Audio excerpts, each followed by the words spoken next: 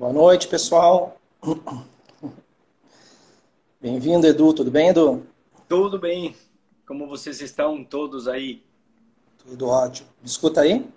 Tudo Estou bem? escutando alto e firme. Alto. Até o seu sotaque lá do sul estou ouvindo muito bem. Ó, Edcel chegou. Bem-vindo, Edcel. Nós vamos ter uma turma boa para conversar hoje aí. Eu estive conversando hoje com o Edsel. Sempre uma boa, um bom papo. Fantástico. Fora de... Isso aí, Edcel. Esperamos muita contribuição de vocês aí. O Bruninho Gragnani, lá do outro lado do mundo. Acabou de acordar. Vamos aguardar uns minutinhos, Edu, para a turma chegando aí. Espero que todos tenham tido lido o nosso artigo, né? Para ter embasamento.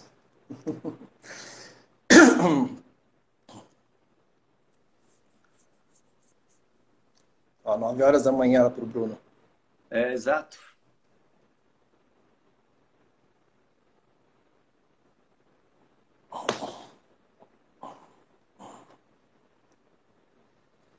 Muito bem.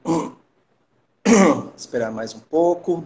Deixa eu pegar uma caneta porque eu gosto de escrever algumas coisas, tá? Ah, eu tô igual. Eu tô com papel, eu vou rascunhando. Até desenhos eu faço aqui. Então, me dá um segundo que eu vou buscar aí. São vícios docentes. Gilson. Esperando a turma da Sonaf em peso aí.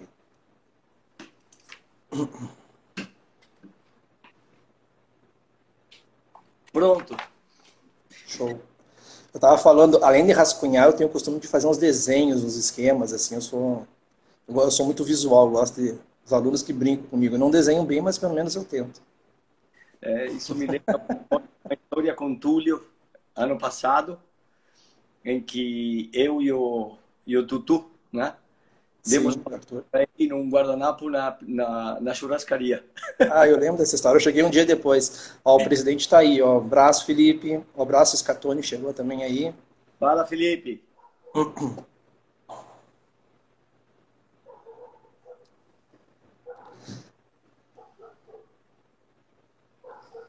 3 minutinhos.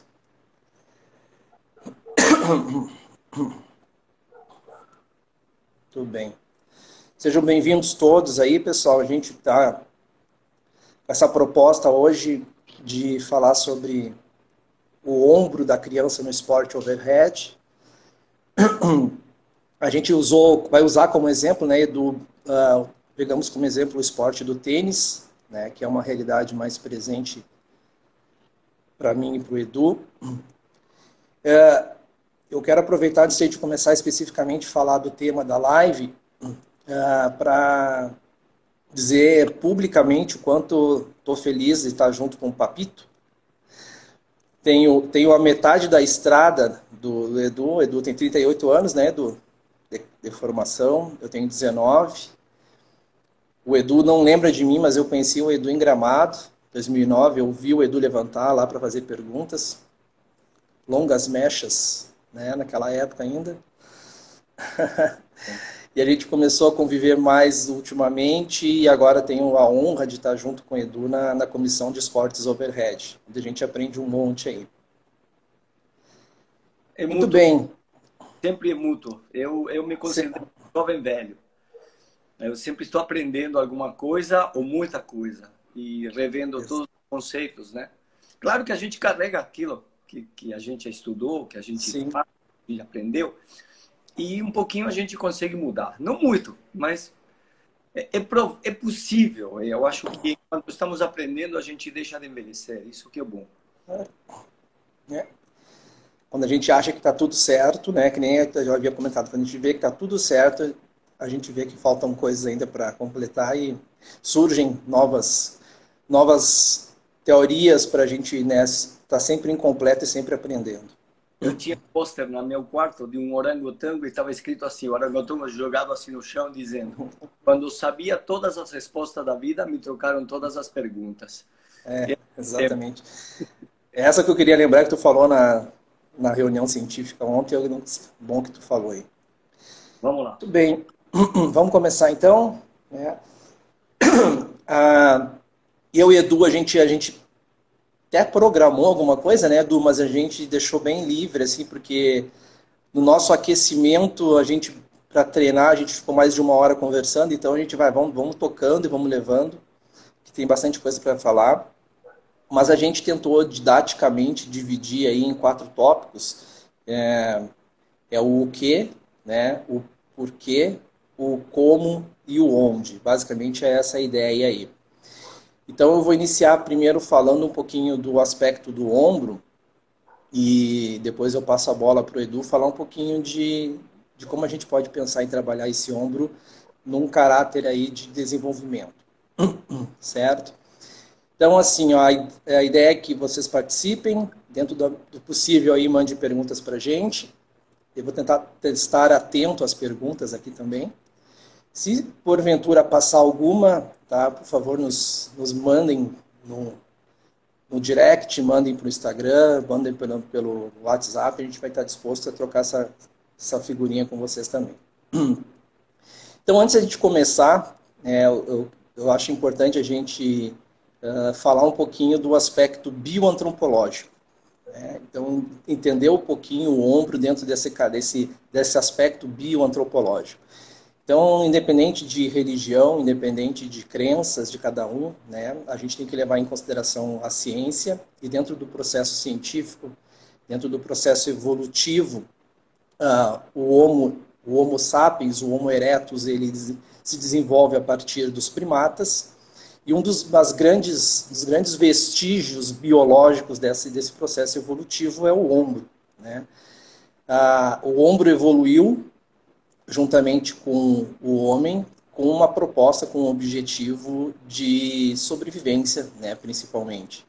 Então, o Homo sapiens, ele começou a se preocupar mais na proteção do seu lar, na proteção do seu ambiente e também em caçar, em buscar o seu alimento. E para isso, né, nessa proposta de defesa, nessa proposta de caça, de coleta, um dos principais gestos que foi desenvolvido é o gesto do arremesso. Então, o ombro, ele, ao longo dos anos, ao longo da história, ele se adaptou, né, para o gesto do arremesso. Em contrapartida, né, é o que a gente vai tentar discutir hoje, atualmente a gente não precisa arremessar para caçar, a gente não precisa arremessar para sobreviver, a gente não precisa arremessar para se proteger, teoricamente. Porém, o nosso ombro, anatomicamente, ainda está, né, configurado com um ombro de arremessador. Então, eu queria destacar um pouquinho desses aspectos anatômicos, né, e, em cima disso, a gente pensar como é que a gente pode ainda, nos dias de hoje, trabalhar, desenvolver este ombro para o arremesso, e principalmente num tecido, né, que está imaturo ainda. Então, alguns aspectos anatômicos, eu sei que o nosso público aqui basicamente é um público já de profissionais, mas a gente tem muitos acadêmicos, enfim, então é bom sempre dar essa contextualizada. O ombro, como característica, né, ele tem essa disposição da escápula mais dorsal, ela tem uma fossa glenoide disposta mais lateralmente, levemente disposta anteriormente, a cabeça do húmero tem uma retroversão. A cabeça do húmero, ela tem um pobre encaixe na fossa glenoide, e isso faz com que esse ombro tenha como característica grande mobilidade, e essa grande mobilidade ela é essencial, né, principalmente para o gesto do arremesso. Nós temos algumas estruturas importantes, né, destacar, por exemplo, a cartilagem, tanto da cartilagem que recobre a cabeça do húmero, como a cartilagem que recobre a fossa glenoide, ela não tem a mesma espessura em toda a sua área. Então, o centro da cabeça da glenoide, o centro da cabeça do húmero e o centro da fossa da glenoide, ela tem aspectos distintos. E justamente esse encaixe dessas duas cartilagens vai ser ótimo, principalmente quando o ombro estiver próximo de 90 graus. Quando o manguito rotador faz aquela descentralização, aquela centralização, né, aquela depressão da cabeça do húmero, e é justamente a posição onde existe maior conformidade anatômica. Então, já mostrando que esse ombro tem uma projeção, tem uma configuração própria para que a gente utilize ele no arremesso. Destacar alguns ligamentos também, né? A gente vai destacar o ligamento coracomeral, destacar o glenomeral inferior, que são basicamente limitadores, né, da rotação externa. Então, é importante, o gesto da rotação externa ele é essencial para o arremesso, para a fase de preparação do arremesso.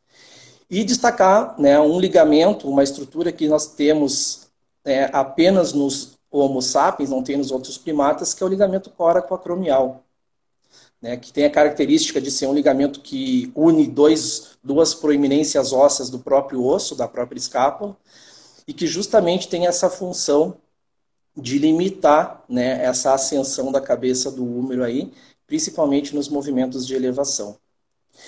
E, trazendo um pouquinho das características do arremesso, quando a gente faz a fase, né, o late coking, né, a fase de preparação, principalmente onde exige uma rotação externa máxima, relembrar que nós temos uma força de cisalhamento, uma força na direção antero-superior, justamente na direção desse ligamento. Então, para ver como a anatomia, né, ela não é formada, não é desenvolvida à toa, né? O gesto do arremesso, né, desenvolveu esse ombro justamente para o arremesso.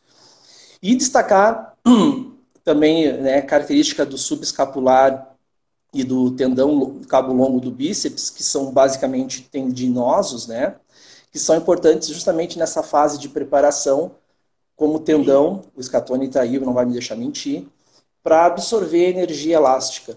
Então, como o subescapular, ele tem 2/3 dele é basicamente tendíneo, então ele é um músculo importante para o manguito, é um músculo centralizador, é um músculo importante para a limitação anterior da cabeça do húmero, mas no gesto do arremesso especificamente, ele é importante para que esse tendão absorva essa energia elástica e que essa energia elástica seja transferida, seja transmitida como energia cinética num gesto de arremesso que envolve alta velocidade, né, principalmente nos atletas. Então, basicamente, né, a ideia de a gente fazer essa introdução é para a gente começar com essa ideia. O nosso ombro é próprio para arremesso. Pode ir, Edu, toca lá. Eu vou complementar toda essa teoria de todos os músculos.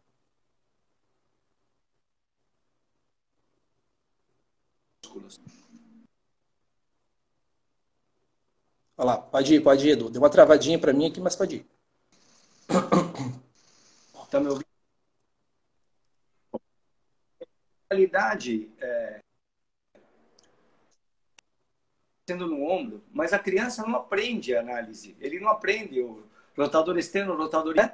Ele aprende a movimentar-se, né?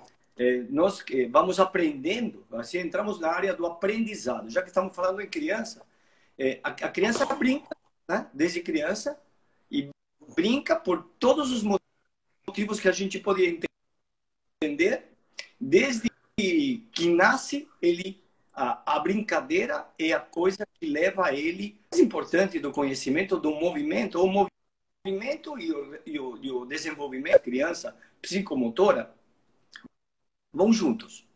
Ele aprende a se movimentar, aprende a movimentar-se.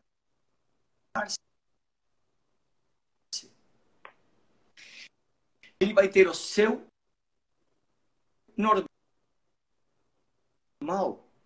a sua forma de se movimentar. Aqui o Ur diz que estruturalmente o pássaro nós herdamos, né, a proteção posterior e a liberdade anterior, e não está errado. Nós igual nós aprendemos a voar, não aprendemos a contrair músculos, a nos movimentar. Então eu vejo muito interessarmos a anatomia, conhecermos a biomecânica, mas completando você, são 7, 8 articulações que a gente movimenta. Movimentar o ombro, nós temos as articulações de estabilização, a articulação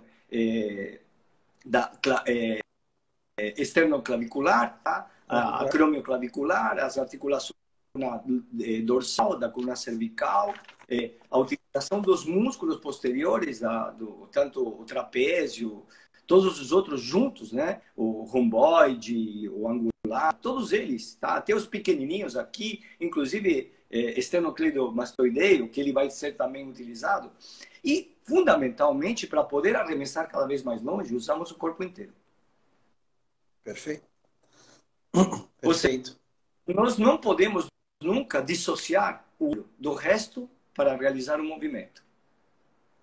Então, eu não digo que não temos que cortar tudo em pedacinhos, mas precisamos juntar. Uhum. E quando se trata de criança, é quanto mais precisamos juntar. Observar o específico, mas pelo geral, não somente o específico.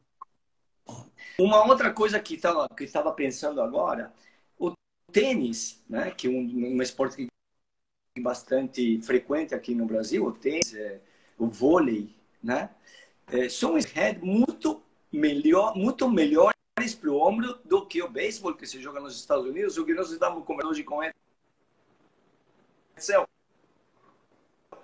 O beisebol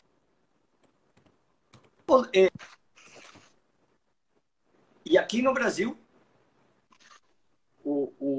aqui no Brasil, o overhead, que é o mais overhead, seria o tênis, o handebol, o polo aquático, o badminton, o badminton, né, que tem bastante movimento de ombro em cima da cabeça, e o resto utiliza o overhead, mas com muito menos importância do movimento, né? E o handebol é uma escola, né, Ferreira? Conta aí, você sua experiência com isso. Não, deixa eu te valorizar essa ideia. Então, a gente fez essa introdução com a ideia de mostrar para o ombro, porque é justamente destacar que essa importância do ombro para o arremesso, mas é óbvio, né? A gente não, todo gesto esportivo, ele é um gesto feito em cadeia cinética, né? Toda essa energia elástica que eu falei que vai ser armazenada no ombro para o arremesso, ela é iniciada lá no membro inferior, lá no tornozelo, lá no pé, com contato com o solo. O handball, né, como venho do sul, é uma prática, todos os esportes de quadra, na verdade, né, eles têm uma grande, uma realidade muito presente nas escolas, porque os esportes de quadra têm essa possibilidade de ser feito fechado, caso do inverno, então se mantém. E o handball, ele tem essa característica, né, parecida com o futsal, da mudança brusca de direção, do movimento mais explosivo, e ao mesmo tempo é um esporte que envolve muita demanda para o ombro, é um esporte que é muito agressivo para o ombro, né? Mas a gente tem que tomar um cuidado quando a gente fala isso, porque parece né, a gente dá a entender que a gente está mandando uma mensagem que é um esporte que pode causar muita lesão, que é um esporte que pode causar muito dano, e não significa isso, né? Então, todas essas forças que são extremas, essa demanda extrema do gesto do arremesso do próprio esporte, ela tem que estar adequada à capacidade. Então, essa é uma ideia que a gente também quer trazer aqui, né, de como a gente vai trabalhar com essa demanda, né, do gesto do arremesso, do aprendizado, justamente num tecido que está em desenvolvimento, num tecido que está em formação. Eu não sei se tu quer iniciar aí, Edu, falando da questão da psicomotricidade, né? Falar um pouquinho dessa característica, né? Tu já tocou nesse tópico que eu acho que é importante. A criança, independente de qual seja o esporte, independente do gesto esportivo, ela tem que brincar, ela tem que se divertir, né? Primeiro objetivo que tem que ter com criança é que ela esteja feliz, que ela esteja brincando, esteja se divertindo. E aí vem uma característica importante, né? Nós vivemos numa realidade atualmente onde a criança ela está restrita a um ambiente domiciliar, geralmente, ainda mais agora na pandemia, né? A disposição dos estímulos e das possibilidades de brincadeira, elas ficam muito restritas a eletrônicos, né? Tu como vô, eu como pai, a gente tenta limitar ao máximo isso, mas a gente sabe como é uma tendência, a gente não tem que brigar com o que é a tendência natural das coisas, né? Mas a gente tem que tentar, no máximo possível, tornar também essa prática esportiva de forma lúdica. Então, eu queria passar essa bola para ti, aí, ó, fazer um smash aí para tu tocar sobre psicomotricidade. Interessante. Eu sei que você está lá no Amazonas, né? Então, seria muito interessante de ver crianças indígenas Eles arremessam pedra, arremessam alguma coisa para assar, aprendem com o pai e a mãe, arco e flecha, arremesso de dado, caçar peixes com lança, desde criança, mas nunca esse tipo de atividade chega à intensidade de um jogo de vôlei, jogo de handebol, de um jogo de waterpolo. Que crianças que moram eu chamo eles de homos urbanos, né? Homos urbanos.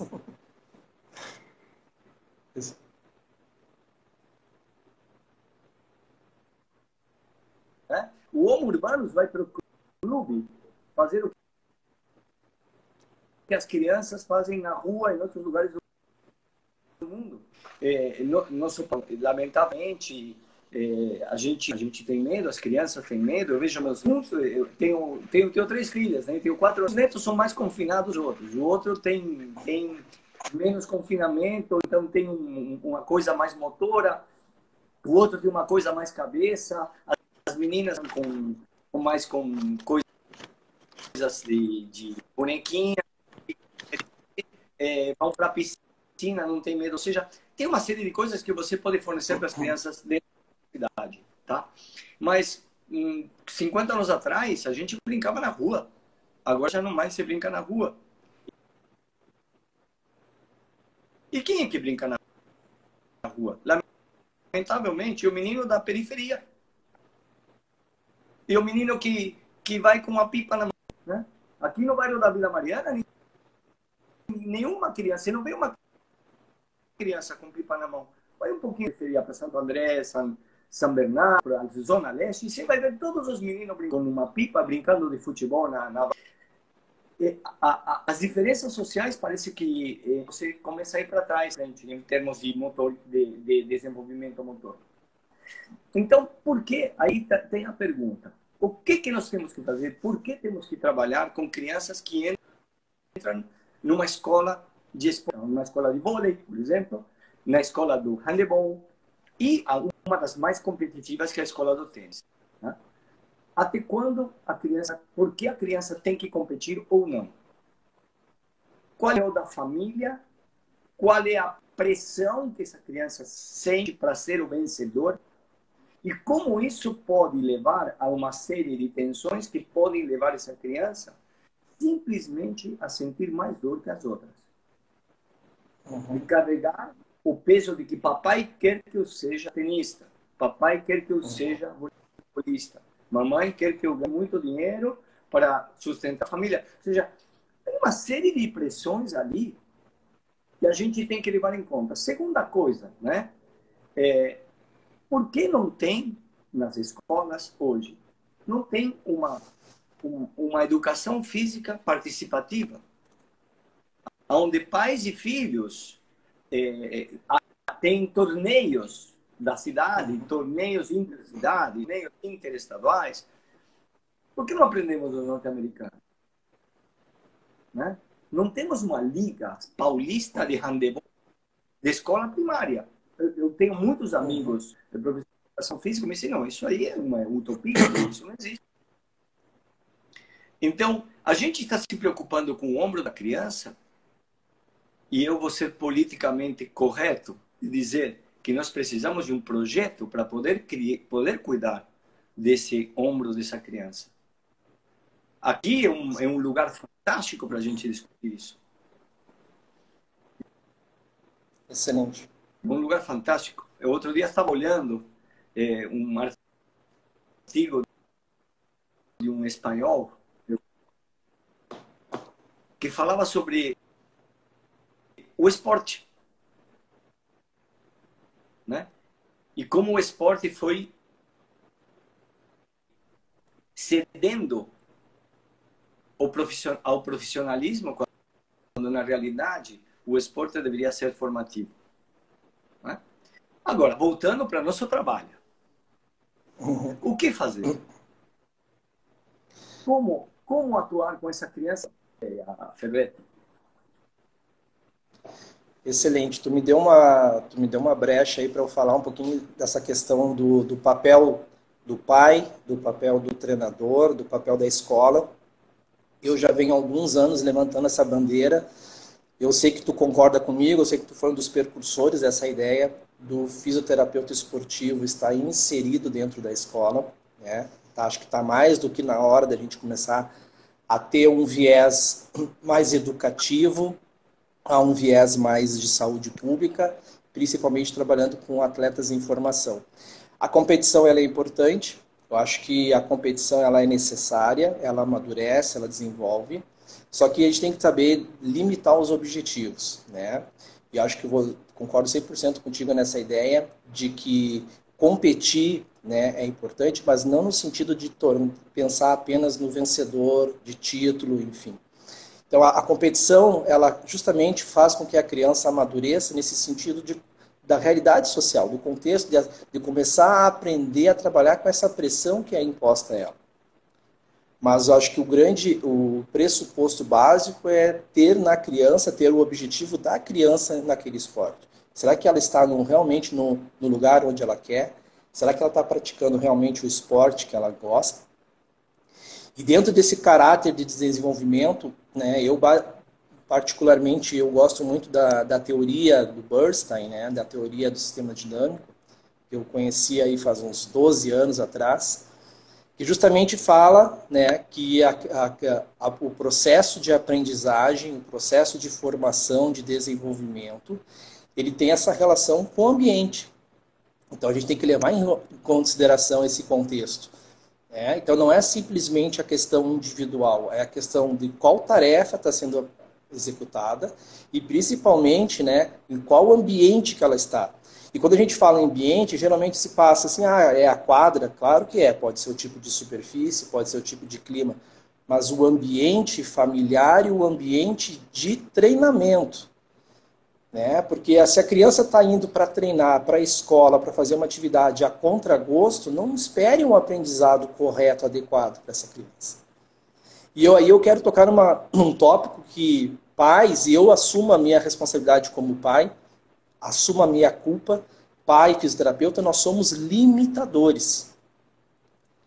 Né? Nós somos limitadores, a gente acaba restringindo essa variabilidade, essa capacidade de aprendizagem, de auto-organização dessa criança.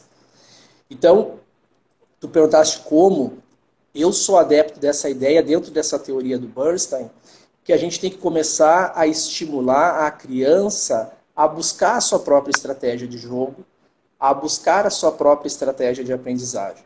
A gente estava conversando anteriormente, né? Nós treinamos para o acerto, nós treinamos um padrão.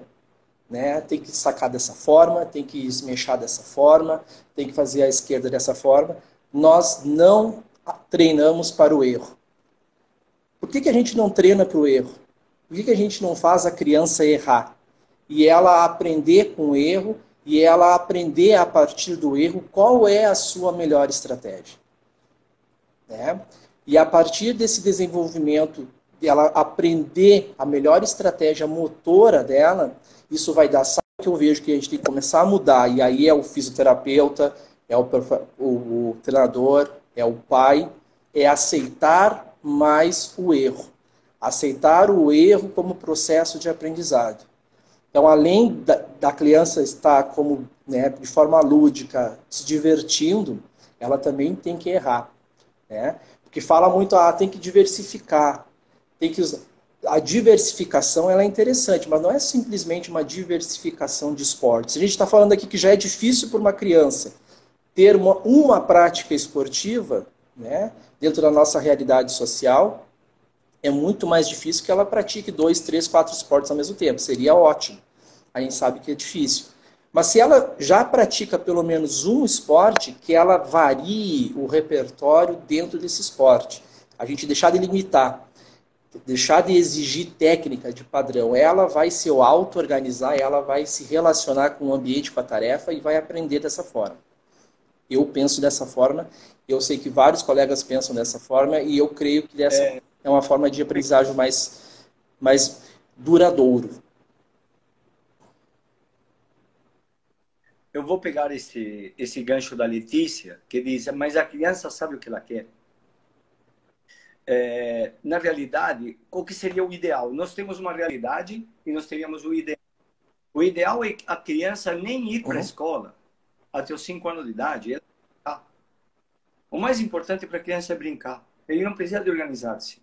Através do brinquedo, através do brincar, ele aprende o que é o mundo. Basicamente é isso. E quem fala sobre isso muito são os grandes psicólogos, grandes psiquiatras infantis, etc. e tal, tá? Porém, não é assim, né? No mundo capitalista que a gente vive, papai e mamãe têm que trabalhar, tem que deixar a criança na Uhum. escola. Então, a partir de 1 ano e meio, essa criança, ele sabe o que ele quer. Na realidade, papai e mamãe são o que nós chamamos de elementos onde ele vai se espelhar.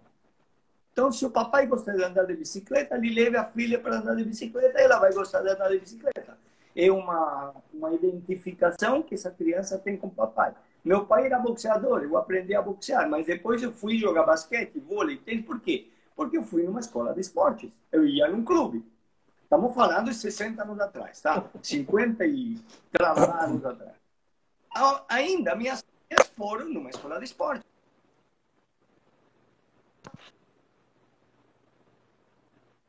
Então, elas foram dançar. E eu jamais falei para elas, não façam isso. Você tem que ter o estímulo. Gosta de dançar? Ah, papai gosta de dançar, vou dançar. Vamos lá, eu gostava que elas dançassem. A mesma coisa, o pai levar a criança para jogar um tênis. Como faz o Juliano. A menina joga tênis porque ele gosta de jogar tênis, certo? E ela joga muito bem tênis, melhor do que o pai. Juliano não fica bravo. Mas uma coisa é você entrar no profissionalismo. E o pai pressionar e a mãe pressionar essa criança para o profissionalismo. Ali, vamos ter que fazer alguma coisa nós como fisioterapeutas. Em algum momento, nós vamos ter que entrar. Então, eu estava com o Céu que eles têm um teste para saber quais são a velocidade dos movimentos, tá? Em determinados movimentos, que depois de um tempo, se essa criança teve uma concussão, ele pode diminuir a velocidade desse tipo de movimentos. E como se fosse um screening, certo? Então, se esse menino tem 12 anos e está jogando futebol americano, a cada 2 ou 3 meses ele vai fazer esse teste para ver se ele teve concussão e se algum sistema dele está com algum problema que não consegue fazer o mesmo movimento que ele fez à mesma velocidade que ele fez. Isso pode indicar já alguns dados de algum problema causado por essa concussão. A mesma coisa poderíamos fazer nós com o ombro da criança que joga handebol, a criança que joga tênis, a criança que joga polo aquático, que faz natação, certo? Então, podemos ter, padronizar testes de mobilidade, testes de força, testes de equilíbrio, com o ombro a respeito do corpo a respeito do ombro, né? Para isso está a nossa sociedade. Para poder normatizar, né? Para poder termos ideias, colocar essas ideias e que os colegas todos que trabalham com esporte de aprendizado, que são poucos. Pessoal, temos 500 sócios. Nós precisaríamos de 5.000? Exato, e é um campo de atuação, né? A gente vai levantar essa bandeira e acho que é um campo de atuação. Eu só queria dar uma contribuição nesse raciocínio, porque quando a gente fala assim de mudança de velocidade, tudo isso eu entendo, né, como novos padrões coordenativos. A criança está... E qualquer mudança, né, que a gente chama isso de restritores ou de limitadores, que seja a velocidade do gesto, seja a amplitude do gesto, a mobilidade, a gente tem que tomar um cuidado sempre em direcionar isso simplesmente para a lesão. Às vezes é uma estratégia, né, de atitude da criança de estabelecer um novo padrão, né, um novo padrão coordenativo, e a gente está cansado de ver hoje, acho que a gente tem que parar de se preocupar muito com métrica, muito com simetrismo, porque a gente sabe que tem vários destaques, a gente está conversando até ontem isso, que são talentosos, né, que têm totalmente desalinhamentos biomecânicos, enfim. Então, os novos padrões coordenativos não significa que a criança não consiga atingir, né, o mesmo objetivo, não consiga executar de forma adequada aquela tarefa. Então, eu tenho uma preocupação muito grande a gente passar essa mensagem, porque, às vezes, a mudança de um padrão vai fazer com que o fisioterapeuta, o profissional, busque corrigir, busque retomar um novo padrão. E quando a gente fala em criança, a criança está aprendendo. Ela está escolhendo, né, esses novos padrões. Então, muito cuidado em tentar corrigir padrão em criança que está em desenvolvimento. E a gente fala muito em complexidade, individualidade, a gente tem que sempre ressaltar, o processo de crescimento e maturação biológica, ele é super individual. A gente tem que parar de pensar em... E aí é outro problema que a gente pode também trabalhar aqui, que geralmente esses esportes coletivos, eles são divididos por faixas etárias, né? A gente tem as categorizações por faixas etárias. E dentro de uma mesma faixa etária, a gente vê muito trabalho semelhante. E aí é um grande problema, porque nós temos na mesma faixa etária alguém que está com desenvolvimento Sociais. Lá próximo do platô e tem outros que está recém crescendo.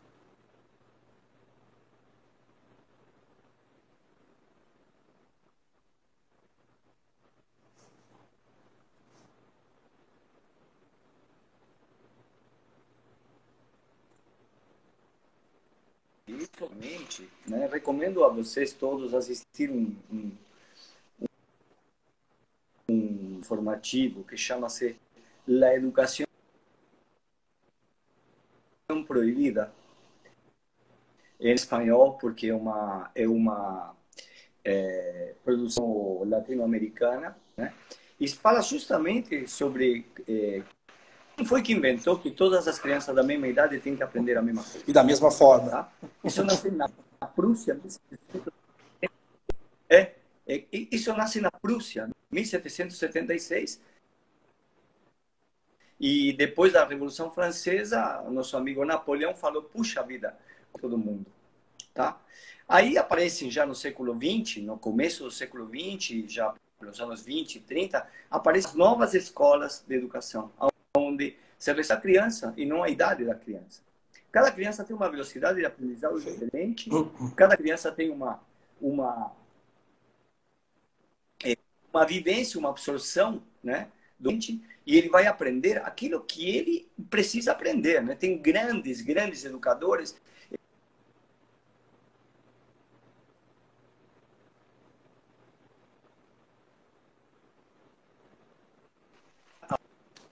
Aprender desses grandes educadores, tem o Feuerstein, tem o pessoal da escola, das escolas, como chama? Antroposófica, etc, e lá vai, né? Tem um senhor chamado Couturier, que é um dos grandes gênios da psicomotricidade. Cai a linha, vai e volta, vai e volta. Então tem um monte de coisas que a gente pode aprender justamente para entender que cada criança tem uma velocidade, tem uma possibilidade, tá? Importante quando ela entra num time de futebol, um time de vôlei, desculpe, de handebol, né? É saber como ele está no começo, ver ele, tá? Fazer alguns testes de velocidade, de desaceleração, como ele está se desenvolvendo, né? Ter algum padrão para isso, tá? Criar padrões para isso e ver se isso tem alguma coisa a ver com sua vida, porque como me lembrava sempre o Beto, ele me mostrava radiografias de pubs de 14 anos, que eram excelentes jogadores de futebol, e o pubis dele estava destruído aos 15 anos de idade. Ou seja, não havia uma observação menino para poder... Não significa equilibrado, ele jogava bem, mas ele destruiu. Alguma coisa ele fez errado para se destruir com 15 anos de idade. Então você perde um valor, você perde um atleta por uma falta de observação anterior. Né? Então, se a gente está trabalhando no esporte, nós temos obrigação, mesmo de forma recreativa, de poder observar como as crianças vão se desenvolvendo. Talvez ter algum padrão, ver, estudar para volto a dizer, temos a sociedade para fazer uma guidelines com crianças de 10 anos em diante, o que precisamos observar, tá? Exato. Esse é um baita de um trabalho que a gente pode fazer. Ou seja, e nós temos muitos profissionais trabalhando que ainda não estão na sociedade e que podem nos ajudar também. Com certeza. Tá? Isso seria uma ajuda mútua. Então, eu não sei se existe isso, se já existe isso. Eu conversei hoje um pouquinho com o Edsel. Nos Estados Unidos, que seria nosso país, que a gente iria olhar, está quilômetros de distância da gente. Não distância física, é distância organizacional da educação, do esporte dentro da educação, não somente do esporte. Música, arte, desafio, arte cinema, cultural, escola. Ou seja, a criança vai na escola para se instruir, ele é educado em casa. Então, ele vai ter que mamar de todas as ideias que tem, sobretudo dentro da escola, inclusive o esporte. Se ele se destaca em algum esporte porque ele tem uma condição física melhor, bom, ele vai ganhar uma scholarship, vai ganhar uma bolsa. Tá? Agora, voltando um pouco para nosso problema do ombro da criança, o movimento unilateral, né? Ou seja, usar ou a mão direita ou a mão esquerda. Rafa, me diz uma coisa. A gente tem que se preocupar com isso ou não? Eu tenho a minha ideia. Agora eu quero... Tu me provoca porque tu sabe a minha... A gente estava conversando sobre isso. Eu sou um defensor da ideia justamente daquilo que eu falei, de fazer a criança escolher a sua estratégia. Então, acho que da mesma forma que a técnica, né, ela tem que ser auto-organizada, ela tem que ser descoberta pela própria criança, né? Obviamente que vai ter alguém que vai moderar isso. Mesma forma é a questão do membro superior dominante, né? Quem é que determina que é o membro superior dominante? É o treinador, é o pai, é a mãe ou é a própria criança, né? Então eu vejo muito essa tendência de que quer incentivar apenas um lado, é aquele lado que ela tem maior destreza. Eu sou um próprio exemplo disso, né? Eu lembro, um dos motivos que me faz também gostar muito dessa área foi que quando eu tinha 7 anos de idade, um treinador que tinha uma cabeça muito à frente das demais, eu jogava na lateral direita, eu e um colega meu de lateral direito. E ele falou, tem 2 laterais direitos que eu quero do meu time, um vai ter que ser o esquerdo. E nenhum dos 2 sabia chutar com a perna esquerda. E eu falei, eu quero aprender. E ele me incentivou a jogar. Então, hoje, eu tenho esse orgulho que eu sou ambidestro. Então, quem é que determina a dominância? É a gente, é a própria criança que vai se descobrindo e vai determinando qual é o melhor lado. Então, para pegar um padrão, um parâmetro apenas de referência, eu quero que seja destro porque assim é melhor, porque assim tu vai ter melhor... Eu acho que é errado. Eu acho que durante a fase de aprendizado tem que experimentar, tem que diversificar. E uma das formas de diversificação, uma forma de experimento, além do próprio padrão técnico, também é a questão do membro superior. Experimenta com as 2 formas, experimenta fazer base aberta, experimenta fazer base fechada, experimenta flexionar mais o joelho, experimenta flexionar menos, roda menos mais. Então, é a criança aprender a desenvolver também junto com o processo de desenvolvimento, né, próprio da técnica. É assim que eu penso, pelo menos. Qual é a tua opinião, Edu? Imagina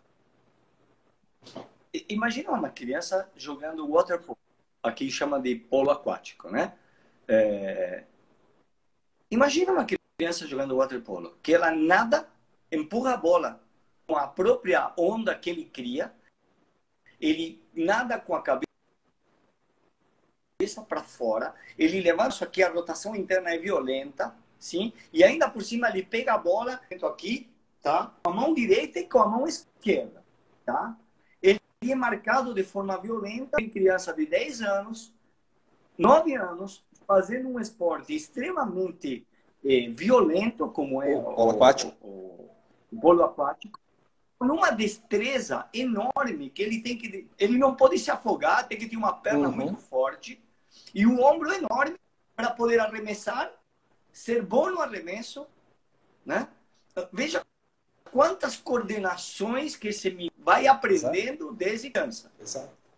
E se a gente pega de todos os meninos que nadam, quantos vão jogar o waterpolo? Eu, quando trabalhava na Maccabi, eu aprendi muitos esportes. Como fisioterapeuta, fui aprender também como funciona o waterpolo. Tá? Claro, eu tinha que levar borrachinha para fazer exercício com eles. Troca constante de jogador, né? Os ombros deles é dolorido o inteiro. Vamos trabalhar musculatura posterior, rotador externo, rotador interno, fazer trabalho em cadeia cinética fechada. Alguma coisa para diminuir. E eles jogavam os dias. Campeonatos 6 dias, jogar todo dia. Né? Então, e você vê, ou seja, de 12 a 17, de 12 a 15, depois de 15 a 17 e 17 para cima. Né? E todos jogam num baita de um nível altíssimo. Né? Eu não tinha tempo, porque eu não tinha tempo de poder ver esses meninos se desenvolvendo. Eu via eles no momento do jogo. A mesma coisa com handebol, vôlei. Né? Quantos meninos no vôlei o ombro não do levantador, né? Eu sempre jogo. É interessante como nós levamos nossa profissão no nosso próprio corpo, né? Você jogava futebol, eu gostava de fazer todos os esportes, mas sempre gostei de jogar vôlei. Claro que com 1,70 m não podia ser outra coisa que levantar.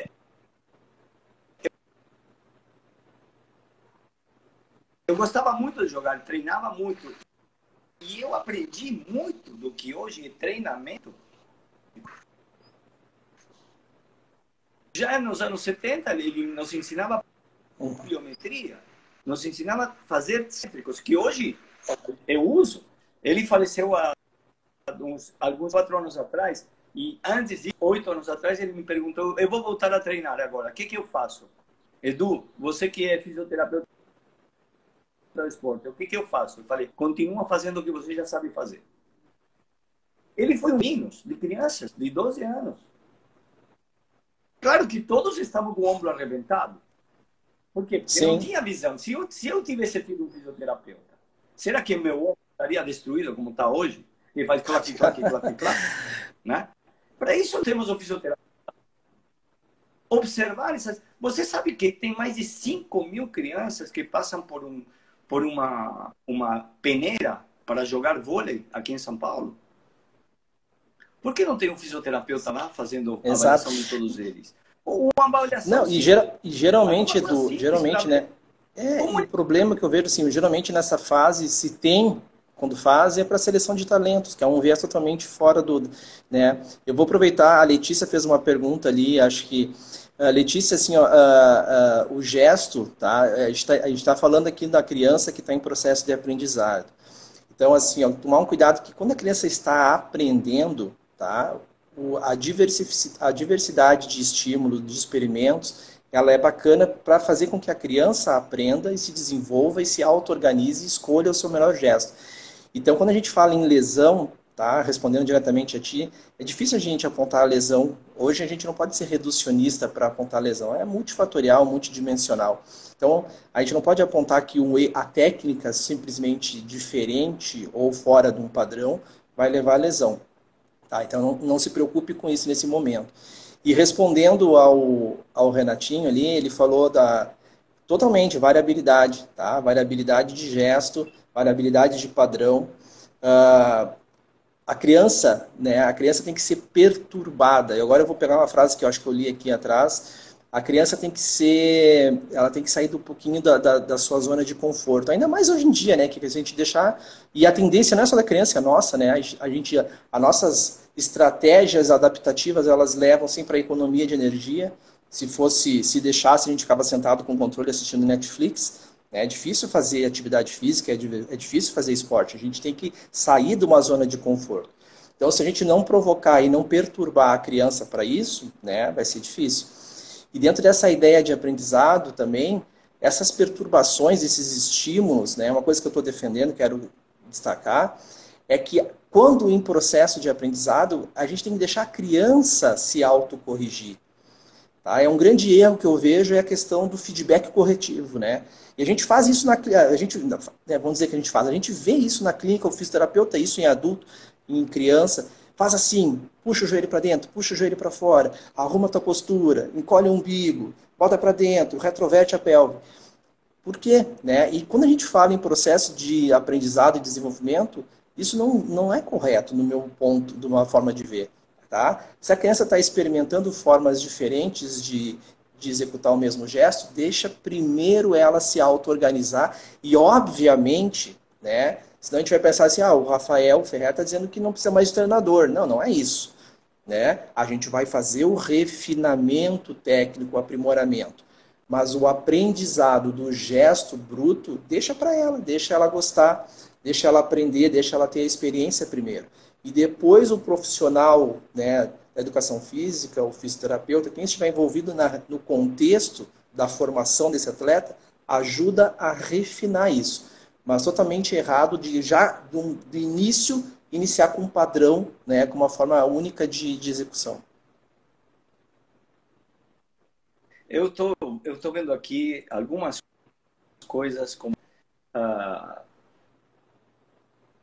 falar de movimento correto o movimento adaptativo. Na realidade, o movimento é uma adaptação. Nós nos movimentamos para adaptar ao meio. E além do mais, o nosso movimento é nossa forma de comunicarmos com o cosmos. Né? Nosso esquema corporal é a forma em que cada um, por si só, se comunica, sente o seu corpo no mundo. Tá?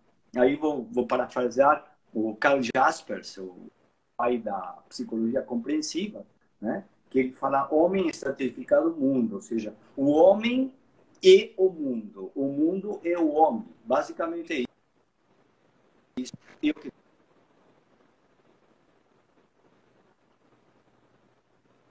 nos faz crescer, quando a gente se frustra, a gente cresce.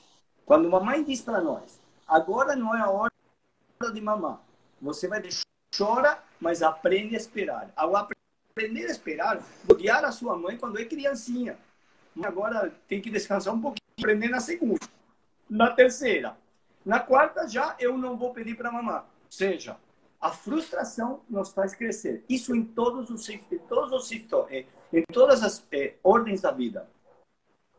O nosso movimento, nós nos comunicamos, o nosso brincar é a forma de que nós aprendemos a nos com os outros. Agora, tem uma coisa que a gente tem que entender. O esporte com as crianças tem que deixar a criança ir aprendendo sozinha. Certo. E se essa criança demonstra uma determinada habilidade, ali vamos começar. Bom, dobra o joelho. Vamos trabalhar. Você pode melhorar esse movimento. Mas você, quando falamos de Federer, por quê? Você via ele jogando e suor da cabeça dele. Por quê? Porque os movimentos deles eram tão perfeitos, esforço para jogar. Mas como nós comentamos outro dia, fizeram uma série de testes no Usain Bolt e falaram que ele era descoordenado. Mas é o cara mais rápido do planeta. Para que ele quer ser coordenado? Descoordenado ou ele tem variabilidade motora? O nosso... Ou seja, o excesso de avaliação também na criança pode levar a erros de querer mudar uma coisa Exato. Que não devemos. O excesso... Isso nós sempre discutíamos o excesso de... Nós discutíamos isso com o Taka. Nós discutíamos isso com o Taka. O cara saca muito bem assim. Por que vou mudar Exato. O saque dele? A criança tem o movimento dele. Né? Você pode ensinar, você vai ensinando. E chega um momento que ele encontra Isso aí.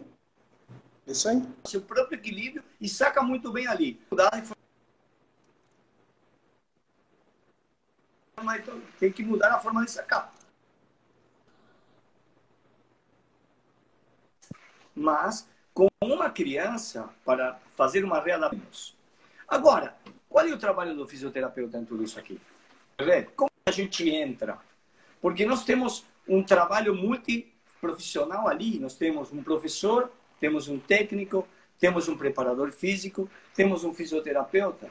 E como todos nós podemos olhar para esse grupo de crianças, né? A partir de que parâmetros traçar um trabalho conjunto dentro de todos os caminhos que temos a seguir. Desde o esporte como recreação, o esporte como formação, o esporte como uma coisa mais séria que pode chegar ao profissionalismo, ou o menino realmente talentoso, o Michael Jordan com 15, 16 anos, que sabemos que vai ser um gênio. Não somente pela sua capacidade física, sino por sua pela quantidade de tempo que ele utilizou para chegar onde ele chegou. Porque todo mundo vê a cachaça que você toma, mas ninguém vai quantas vezes você caiu. Né? Não é somente né? Não é talento, senão também, e muito importante, e quanto essa criança quer, quanto ela se empenha. Né? Por isso, quando eu falo com Pablo Albano, um jogador de tênis argentino que mora aqui no Brasil, que é muito, muito meu amigo, ele diz, Edu, é um a cada 5.000 que chega no 100 do mundo. Porque não é somente saber jogar. Não é somente só ter talento. E aí, Edu? E os outros 4.999 a gente negligencia, né? Então, essa é a ideia. Aí tu fez a pergunta assim, como é que o fisioterapeuta está envolvido? A gente tem que primeiro lembrar que o esporte ele tem 3 dimensões, né? Tem 3 viés. Tem o esporte de competição, o esporte de rendimento, que é a galinha dos ovos de ouro. Tem o esporte participativo e tem o esporte de educação, o esporte formador. Então é nesse viés que a gente está... Quando a gente está falando de criança, né, a criança pode competir, pode, mas ela tem que estar envolvida primariamente no processo de formação. Então, pensar primeiro em formação e depois em refinamento técnico e depois em competir. As coisas podem correr juntas? Podem correr juntas, mas a gente tem que dar mais valor ao processo formativo, ao processo de desenvolvimento. Então, como é que o fisioterapeuta se insere nesse contexto? Primeiro, envolvido nesse processo de formação e desenvolvimento. Agora vem a pergunta, como? Edu, lembra? Oi? Não te ouvi, Edu, cortou para o fim. Paciente. Como fazer? Aí, agora vem a pergunta, o profissional fisioterapeuta, dentro de um esquema. Primeiro, Edu, eu acho assim, a gente tem já profissionais, tem colegas próprios SONAF dentro de ambientes de escola, né? E aí, quando a gente fala escola, a gente fica pensando, mas eu estou falando da escola particular, a escola onde meu filho estuda? Não, a escolinha também é um processo formativo. Então, independente de estar dentro do ambiente de escola, estar envolvido com criança, a gente tem que pensar com esse viés educacional, um viés formativo. Como fazer, eu vejo muito nessa ideia. A gente tem que pensar todo o nosso trabalho, seja ele de monitoramento, seja ele preventivo, pensando sempre na individualidade, né, do próprio desenvolvimento e, principalmente, estimular essa diversidade, estimular essa variabilidade de repertório motor, de estímulos. Né? Eu fico sempre brincando assim, ó, por que o sistema músculo-esquelético teria que ser diferente? Né? Todos os outros sistemas se relacionam com o ambiente. Né? O sistema cardiovascular precisa do ambiente, o sistema respiratório precisa do ambiente. Como é que o sistema músculo-esquelético não ia se envolver com o ambiente? Tá? Então, nós temos 30 segundos, Edu. Tá? Estamos encerrando aqui rapidamente. Então, acho que a ideia é essa, é pensar com um viés formativo. Manda bala aí, te dou os 15 segundos finais. Acho que nós temos mais. Precisamos aprender mais. Precisamos sair um pouco da caixinha de algumas coisas e sair desse